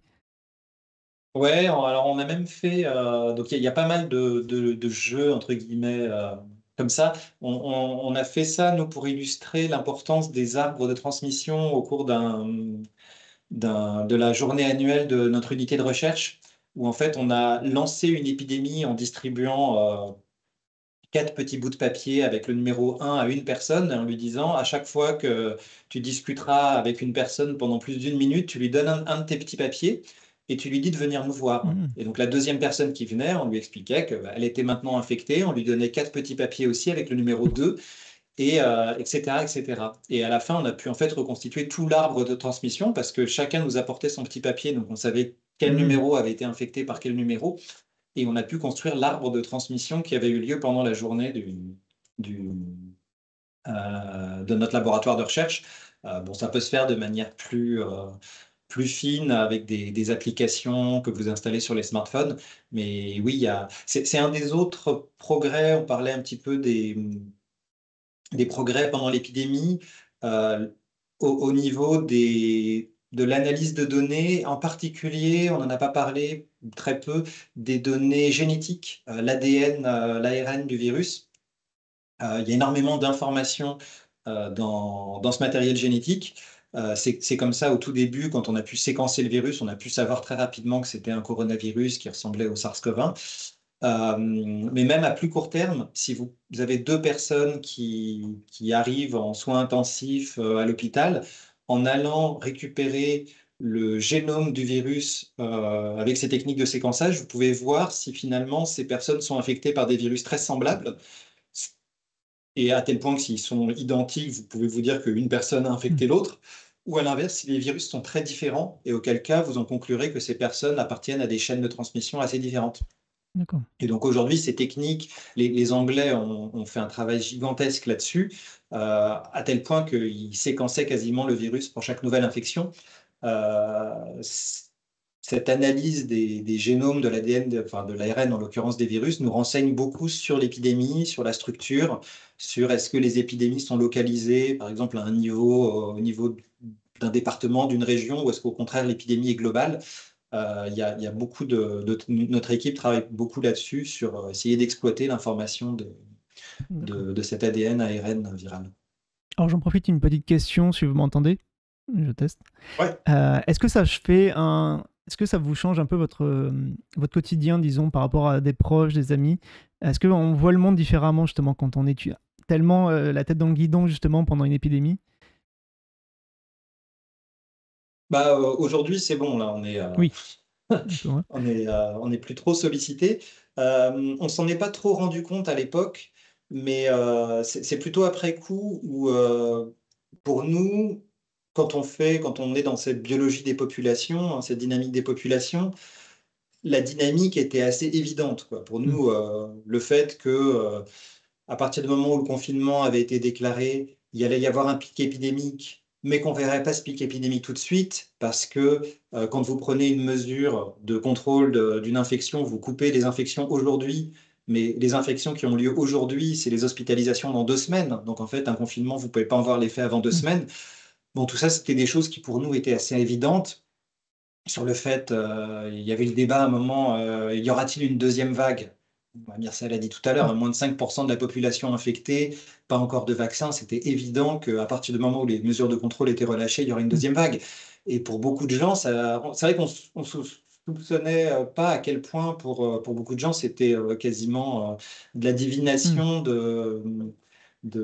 ouais, d'avoir cela. Il y avait je crois que un des journaux locaux avait titré en mai ou en juin une citation qu'ils avaient un peu extraite d'une interview de Mircea disant il y aura une deuxième vague à l'automne, quoi, ou en octobre.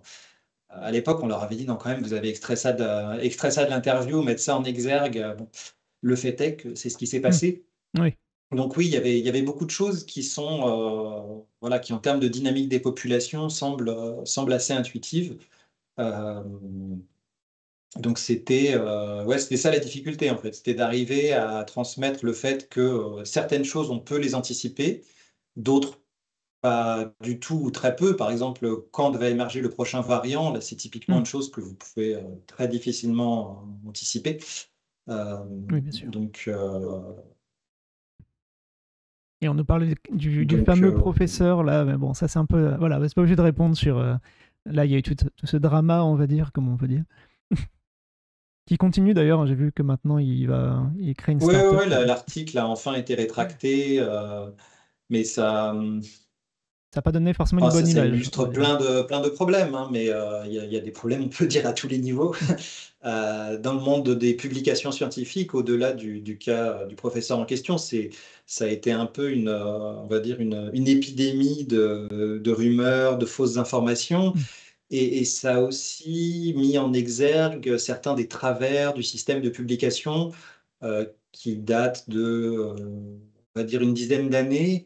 En fait, traditionnellement scientifique, c'était dans des journaux imprimés. C'était des scientifiques, une personne dans un pays voulait communiquer avec une autre, si on remonte au style épistolaire. Ça a changé évidemment avec Internet, où les coûts de production, de publication des journaux ont chuté, et c'est devenu une activité extrêmement rentable. Et donc, il y a beaucoup de revues scientifiques qui ont vu l'aubaine, c'est-à-dire pourquoi s'embêter à avoir des critères stricts d'évaluation des articles alors qu'en fait, il y a beaucoup d'argent à gagner si on a des critères beaucoup plus souples.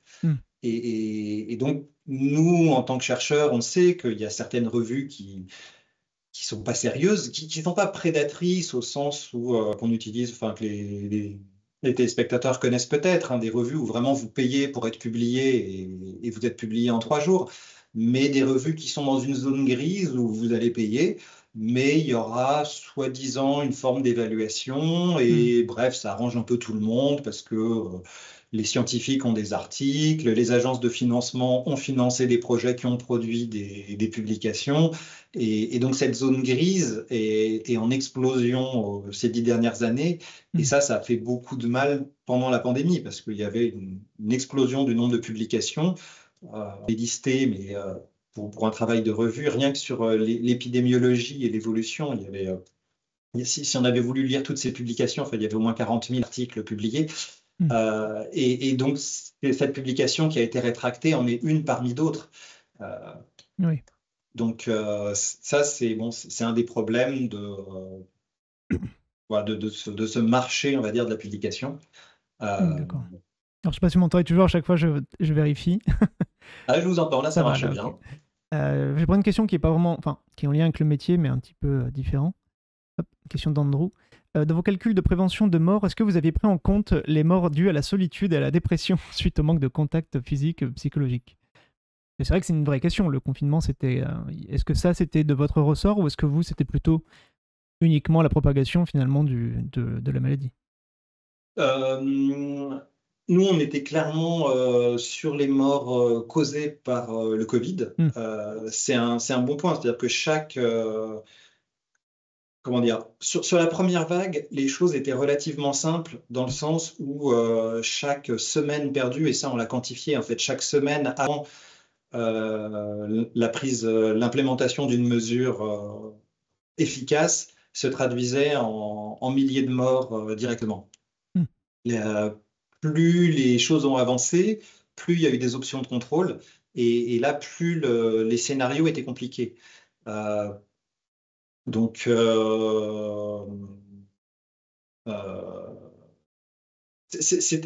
nous, c'était particulièrement difficile parce qu'en fait, le message qu'on a essayé de marteler en tant qu'épidémiologiste, c'était quelles que soient les mesures que vous prenez, plus vous les prenez tôt, plus elles auront d'effet et d'une certaine manière, moins elles seront délétères pour la population.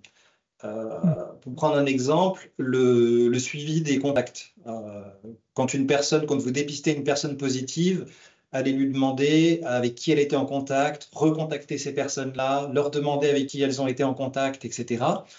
C'est quelque chose qui est assez efficace. Bon, pour le Covid, il y avait ce problème de timing dont a parlé Mircea qui faisait que c'était délicat à faire efficacement sans une application de traçage numérique. Oui. Mais ce type de suivi, vous voyez bien que vous pouvez le faire si une agence de suivi a une dizaine de cas à traiter par jour. Si vous avez 1 millier de nouveaux cas par jour, tout ce suivi de contact est impossible. Donc vous voyez que plus vous mettez ce suivi de contact en place tard, moins il sert à quelque chose. Et à partir du moment où vous avez des milliers de cas, en fait, au fur et à mesure, vos options de contrôle diminuent. Et le confinement, c'est, pour citer Fondation, hein, il parle de la violence, le dernier refuge de l'incompétence. Le confinement, c'est un peu ça, en fait. Le confinement, c'est vous avez grillé toutes vos options parce que c'est trop tard, vous ne les avez pas mises en place de manière suffisamment précoce. Et du coup, il vous reste qu'un confinement. Et plus vous le mettez en place tard, et plus il doit être long. On avait un collègue de l'équipe qui était en expatriation au Vietnam. Quand on était en plein confinement en avril-mai, il nous disait nous, le Covid, c'est de l'histoire ancienne. Hein. En fait, le Vietnam, dès janvier, a mis en place un contrôle très strict sur toutes les entrées dans le pays à l'aéroport. Donc, effectivement, c'était un contrôle strict parce que ce n'est pas agréable quand on arrive de l'aéroport d'avoir un dépistage ou un test ou une quarantaine pour les personnes qui prennent l'avion en entrant dans le pays. Le fait est qu'en prenant cette mesure extrêmement en amont, après, ils n'avaient plus de Covid dans le pays, ils étaient tranquilles. Ça a tenu assez bien. C'était ce qu'on appelait les stratégies zéro Covid, qui après ont changé quand il y a eu les variants Omicron et les variants extrêmement transmissibles. Oui. Donc, pour tenter de répondre à la question en disant, voilà, il n'y a pas de modèle qui anticipe tout.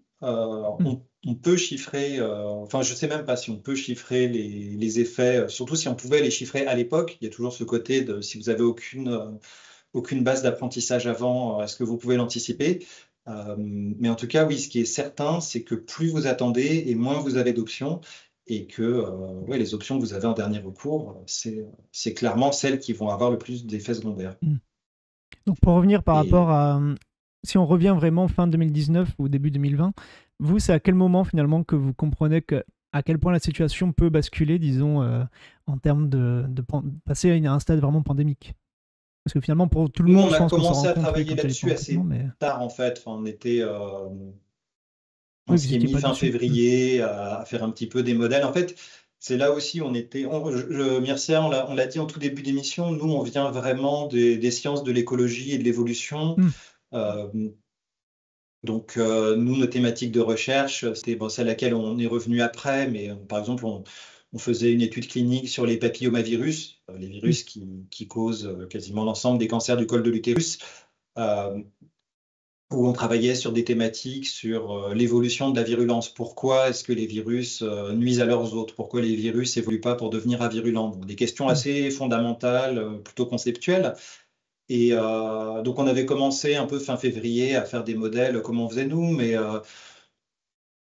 en fait, on se disait qu'il allait y avoir des centaines d'équipes qui allaient se mettre à travailler là-dessus. On a fait notre premier rapport scientifique. Donc, notre équipe avait un site internet et on a fait des petits rapports. Et au début, donc c'était le week-end... c'était les jeudis, vendredis avant la semaine du confinement. Sur ces premières analyses, encore une fois, pour nous, on était plutôt parti sur une approche diffusion des savoirs. On utilisait des méthodes un peu de routine, développées par des collègues britanniques pour estimer ce R0 dont on a parlé tout à l'heure, à partir des données de dépistage existantes. L'originalité, là, ça avait été aussi d'utiliser les données d'hospitalisation pour calculer le nombre de reproductions. C'était quelque chose qui n'avait pas été trop fait à l'époque. Et en fait, ne voyant trop rien venir d'autres équipes en France, on s'est rendu compte, et c'est vrai qu'on ne le soupçonnait pas, c'était le manque de forces vives en France pour faire cette modélisation mathématique et statistique en épidémiologie humaine. D'autant plus que une des équipes qui était vraiment en pointe là-dessus, hein, l'équipe de Simon Cochemez, faisait partie du conseil scientifique. Donc en fait, eux, ils pouvaient pas trop intervenir dans le débat public parce que ça avait tout de suite un poids énorme. Donc on s'est retrouvé un petit peu propulsé là-dessus et aussi à essayer d'équilibrer à la fois la partie recherche pour faire des travaux qui aient une portée au niveau international et la partie diffusion de savoir pour essayer d'expliquer un petit peu au mieux ce qui se passait pour un public où, je l'ai dit tout à l'heure, ça semblait un peu mystérieux ou magique, quoi, ces éléments-là. Ça a dû être un long travail, effectivement. Je pense que tout le monde a dû se former sur le tas, de toute façon. Oui, on a formé pas mal de journalistes. Hein. Oui, j'imagine. J'étais pas de ceux-là. Moi, j'étais plutôt à écrire du spatial à l'époque, donc un peu plus tranquille. Et on a d'ailleurs quelqu'un qui arrive qui s'appelle Virus, donc au moins c'est dans le thème. Bienvenue. On a une question de Data, alors je suis pas très sûr de bien la comprendre, qui dit: il y a plus de bactéries non virulentes, voire bienfaitrices que les virus. Alors j'ai perdu le son, mais je vois la question. Alors là, il faudrait refaire un live. Mais c'est pas mal, ça fait peut-être une conclusion oui. entre guillemets à l'émission. Il y a une des réalisations qui est devenue vraiment patente avec ces technologies de séquençage, d'aller explorer l'ADN. Ça a été de se rendre compte qu'il y avait autant de bactéries et de virus sur nous et dans nous que de cellules à nous. En fait, dans notre intestin, c'est plusieurs kilos de bactéries. Ces bactéries colonisent notre peau, des virus aussi. Et la majorité, au moins, sont neutres, voire bénéfiques. On parle d'une flore commensale. Parfois, il n'y a pas vraiment de démonstration de l'effet bénéfique, mais au moins, ces bactéries, ces virus sont là et empêchent d'autres d'y être. Et je dis que ça fait un peu une transition, une conclusion, c'est que c'est une des thématiques sur lesquelles nous, on travaille beaucoup dans l'équipe et on essaye de travailler, c'est sur ce qu'on appelle ces microbiotes. Oui. Et en particulier, dans les médias, on entend souvent parler du microbiote de l'intestin, des bactéries de l'intestin qui seraient notre deuxième cerveau ou je ne sais quoi. Peut-être, mais il y a des éléments beaucoup plus forts et beaucoup plus intéressants scientifiquement et beaucoup plus importants en santé publique sur le microbiote vaginal. Et vous disiez que vous étiez sur le microbiote vaginal et HPV. Sur les bactéries du microbiote vaginal qui, elles, ont un rôle et des associations extrêmement fortes avec les risques d'acquisition des infections. En fait, une femme sur 5, c'est des études aux États-Unis, mais là, maintenant, il y a une ou deux études, dont une de notre équipe en France, qui montrent qu'on a ça, on voit ça au niveau épidémiologique. Encore une femme sur 5 a un microbiote vaginal pauvre en lactobacilles, qui, comme leur nom l'indique, sont des bactéries qui produisent de l'acide lactique. Et donc, ces bactéries lactobacilles sont plutôt bénéfiques. Et donc, une femme sur 5 a un microbiote vaginal très pauvre en lactobacilles. Et là, les études montrent qu'il y a un risque d'acquisition d'infections sexuellement transmissibles telles que le VIH ou les papillomavirus qui est multiplié par 2. Des risques relatifs de 2, c'est gigantesque. Et il y a aussi des associations avec la fertilité. Ça se voit dans les études sur la fécondation in vitro où les femmes qui ont ces microbiotes pauvres en lactobacilles ont plus de risques d'échec de FIV. Donc des effets sur la santé majeurs. Et ça c'est une des thématiques qu'on essaye de développer dans l'équipe, toujours en essayant de lier cette biologie avec des approches quantitatives de statistiques et de mathématiques. Comme je disais, en tout cas, oui, là en ce moment, votre thème d'étude, c'est plus trop Covid, vous disiez, mais plutôt HPV, microbiote vaginal. Donc là, c'est les recherches actuelles. On est revenu à plutôt infection sexuellement transmissible, un peu en lien avec ce que je disais tout à l'heure, qui est que c'est compliqué de publier au niveau international sur Covid du fait de la concurrence avec les pays. Enfin, on en parlait tout à l'heure, mais 200 millions uniquement pour la modélisation en épidémiologie aux États-Unis, alors qu'en France, au mieux, on va dire 2 bourses de thèse, 200 000 euros, quoi. Donc, c'est compliqué d'exister au niveau international. Effectivement. Et même dans les journaux scientifiques, beaucoup de journaux ont tellement publié pendant Covid qu'ils ne veulent plus trop publier sur ça. Donc, oui, il y a un côté lassitude aussi. C'est peut-être la facilité. Il y a beaucoup de questions qui seraient intéressantes. Le Covid long est clairement la grosse inconnue qui un peu une épée de Damoclès, hein, si les effets se déclarent dans 5-10 ans, enfin, si la majorité des effets apparaît dans 5-10 ans, il y a des associations avérées avec des risques de maladies cardiovasculaires, avec des maladies neurologiques. On sait que c'est arrivé dans beaucoup de cas. Il y a beaucoup de personnes qui souffrent de Covid long reconnu. La grosse inconnue, c'est quelle est la proportion de la population qui va être touchée. Oui, parce que là, même un faible pourcentage qui serait grave, ça serait d'un seul coup voilà, des millions de cas. C'était un petit peu le problème, c'est-à-dire qu'un faible pourcentage, ça ne semble pas poser de problème, mais quand vous le multipliez par 66 millions, c'est ça, ouais. Et là, même 8 et milliards, surtout du coup. synchronisation temporelle, voilà. Donc il y a beaucoup de questions ouvertes qui sont très compliquées parce que pour le Covid long, comment est-ce que vous faites un groupe contrôle? Vous trouvez des personnes qui n'ont jamais été exposées au Covid. Aujourd'hui, c'est quasiment impossible. Donc il y a beaucoup de thématiques de recherche, mais malheureusement, enfin, bon, la recherche en France est clairement pas une priorité, hein. Pour ceux qui suivent l'actualité politique, il n'y a même plus de ministère de tutelle de la recherche. Donc, je vais prendre d'ailleurs deux dernières questions peut-être pour vous rapidement qui sont passées, si vous avez juste le temps au moins, juste pour celle-là. Alors une question de Dick Clou qui est assez longue, mais elle se résume avec finalement le début avec est-ce que la communication autour de la vaccination a été efficace et est-ce qu'elle a été comprise en disant justement on peut faire le lien avec par exemple là actuellement le vaccin de la grippe aussi qui n'est pas trop mis en avant alors qu'il y a quand même eu une épidémie. Une des choses à souligner qui, moi, m'a vraiment énormément frappé, c'est à quel point les Français ont joué le jeu, quoi. C'est-à-dire qu'il y a des mesures quand même hyper strictes. Enfin, le fait de remplir une attestation pour sortir. Faire les courses, ça, oui, je m'en souviens. Et dans l'immense majorité, les Français l'ont fait. Sur la vaccination aussi, le rythme de vaccination, ça faisait partie des choses qu'on arrivait à modéliser, nous, à anticiper. Ça marchait assez bien. Donc, il y a eu des couacs au début. Entre parenthèses, on notera que c'est, entre autres, au début, la campagne de vaccination avait été confiée et coordonnée par le cabinet de consulting McKinsey. Ça a été catastrophique. Il a fallu que le public reprenne la main là-dessus. Mais bon an, mal an, ça a vraiment bien décollé. Il y a eu des couacs énormes, hein. Il y avait eu au tout début, la France, par la voix de son président, a plus ou moins fait... comment dire, la fine bouche sur les vaccins ARN, en disant oui, mais on va avoir un vaccin français qui arrive, et il y a des vaccins non ARN, on ne sait pas ce que c'est, donc la France aurait pu avoir les vaccins ARN plus tôt. Donc, et on retrouve ce hiatus qu'il y a entre le monde politique et le monde scientifique. Sur la question de la vaccination, bon, je ne suis pas un expert sur ce sujet, hein. Je pense qu'il y aurait des sociologues qui auraient des avis beaucoup plus fins. Il y avait eu des sondages qui faisaient état d'une remontée des sentiments vaccinosceptiques en France.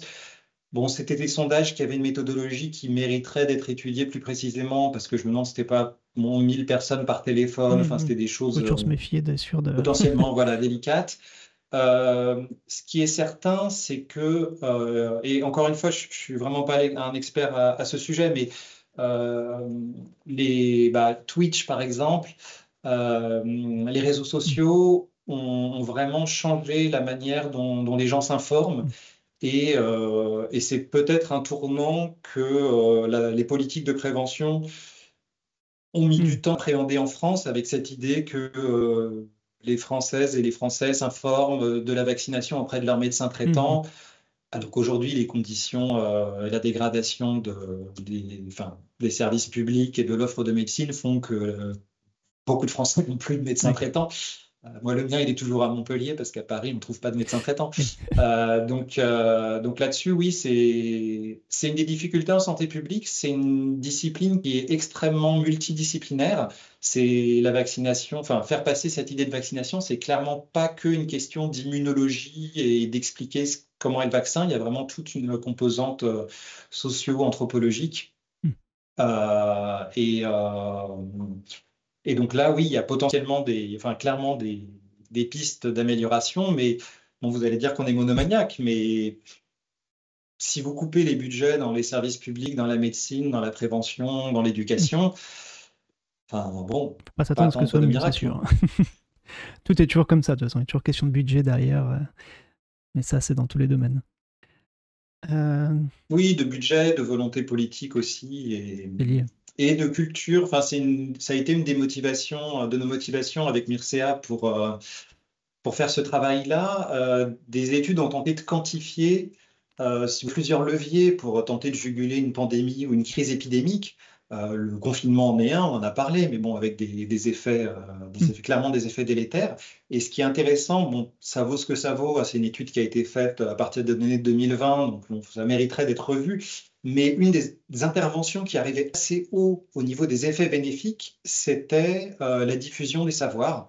Cette idée que si vous expliquez au public qu'est-ce qu'un virus, qu'est-ce qu'une épidémie, que ça tombe pas du ciel, comment on la soigne, etc., comment la transmission aéroportée, pourquoi, Mircea prenait l'exemple tout à l'heure, j'ai été infecté, j'ai croisé personne, bah oui, mais c'est des particules en suspension, il y a des courants d'air.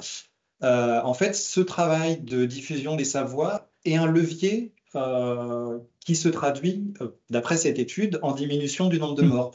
Donc c'est quelque chose qui n'est pas négligé au niveau de la culture scientifique générale, on va dire. Et c'est vrai qu'on paye, on paye bon, on peut revenir sur la suppression de la biologie pour la majorité des lycéens en terminale. Enfin voilà, bon, j'espère que vous aurez participé à ça en tout cas aujourd'hui. Voilà. Alors peut-être on est à une petite échelle, c'est sûr qu'on n'est pas sur un JT de TF1 ou France 2, mais voilà, j'espère qu'au moins le message passe auprès des gens qui sont là aujourd'hui ou en replay donc sur YouTube, vu que j'essaie de le mettre après, en essayant de faire un gros travail de calibration du son. Voilà, je dis ça parce que je vais vous libérer vu qu'on arrive au bout de quasiment 17h, donc on va être bientôt à 2h que je vous... Bon, j'ai plus le son, mais... Et voilà pour la fin. Attendez. Je me fie à l'image. Je vais essayer juste de vous dire au revoir en plus. Bonne soirée. Je vais essayer de lui mettre. Bon week-end. Voilà. Et à une prochaine fois. Voilà. J'espère que vous avez pu voir. Bon. Voilà. Au revoir tout le monde. Au revoir monsieur Alison.